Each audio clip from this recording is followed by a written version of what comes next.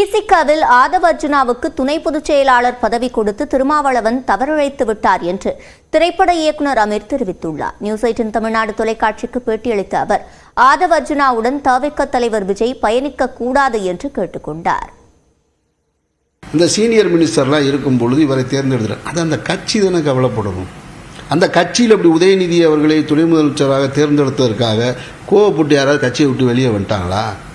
மூத்த தலைவர்கள் யாராவது கட்சியை விட்டு வெளியேறிட்டாங்களா? போராட்டம் நடத்தினாங்களா? அப்படி எதுவுமே இல்லாதப்ப நீங்கள் மீண்டும் மீண்டும் மன்னராட்சின்னு சொல்லுவது எந்த வகையில் நியாயம்? அது ஒரு தவறான மூலச்சேவை. இது ஒருவேளை மன்னராட்சியாக இருக்குமானால் 2026 எதுக்கு சட்டம் திரும்ப தேர்தல் வருது? எதுக்கு தேர்தல் வரப்போகுது? இது மன்னராட்சினா தொடர்ச்சியாக அவங்களே இருப்பாங்களே. அப்படி இல்லை. மரபை மீறிய செயல்கள் எதுவும் நடைபெறலை. திமுகவுடைய வெற்றிக்கு நீங்கள் தான் காரணம்னா இந்த மன்னராட்சியை உருவாக்கின தவறு உங்களுக்கு தானே இருக்குது. அப்போ நீங்கள் எவ்வளோ பெரிய தப்பு செஞ்சுருக்கீங்க? நீங்கள் ஒரு தப்பை செஞ்சுட்டு எங்கள்கிட்ட வருவீங்க, எங்கள்கிட்ட குறை சொல்லுவீங்களா? நாங்கள் என்ன நினச்சிக்கிட்டு இருக்கோம்னா மக்கள்லாம் தேர்ந்து வாக்களித்து தான் திமுக ஆட்சி உருவாயிருக்கிறதா நாங்கள் நினைக்கிறோம். நீங்கள் என்ன செஞ்சீங்கன்னு எனக்கு ஒன்றும் புரியலை. திடீர்னு என்னை பொறுத்த மட்டும் இது போன்ற செல்வந்தர்கள் திடீர்னு ஒரு கட்சிக்குள்ளே உயர் பதவிக்கு வருவது என்பது ஆபத்தானதுன்னு நான் நம்புகிறேன். ஆதவ் அர்ஜுனா அவர்கள் திடீர்னு ஒரு ராத்திரியில் விடுதலை சிறுத்தைகள் துணை பொதுச் செயலாளர் ஆனதே தப்புன்னு நான் சொல்கிறேன்.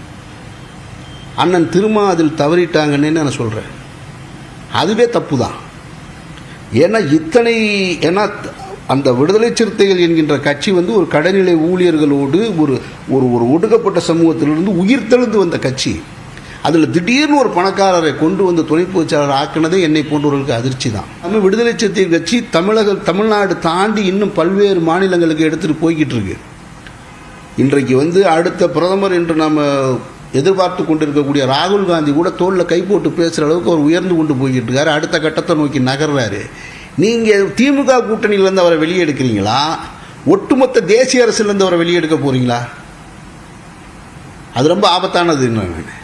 நீங்கள் அவரை வெளியே எடுக்கிறது திமுக கூட்டணியிலிருந்து இல்லை, இந்த சிந்தனையிலிருந்து அவரை நீங்கள் வெளியெடுக்க போகிறீங்க. ஆனால் நாடு இருக்கக்கூடிய சூழலில் யார் யாருடன் கைகோர்த்து பயணிக்கணுன்றது ரொம்ப முக்கியமானது. அதிகாரம் மிக வலிமையானது, அதில் எனக்கு மாற்றுக்கிறது கிடையாது. ஆனால் அந்த அதிகாரத்தை அடைவதற்கு யாரோடு சேர்ந்து பயணிக்கின்றது ரொம்ப முக்கியமானது. அதில் தவறானவர்களோட பயணிப்பது ஆபத்தானது. அதைத்தான் நான் அண்ணனுக்கு திருமானனுக்கும் நான் அவர் அப்படி போயிடக்கூடாதுன்னு விரும்பினது காரணம் தான்.